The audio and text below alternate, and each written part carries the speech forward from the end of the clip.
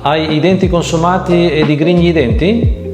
Se ti capita di svegliarti con dolori ai muscoli masticatori, tensione all'articolazione, dolori al collo, potrebbe trattarsi di un caso di bruxismo.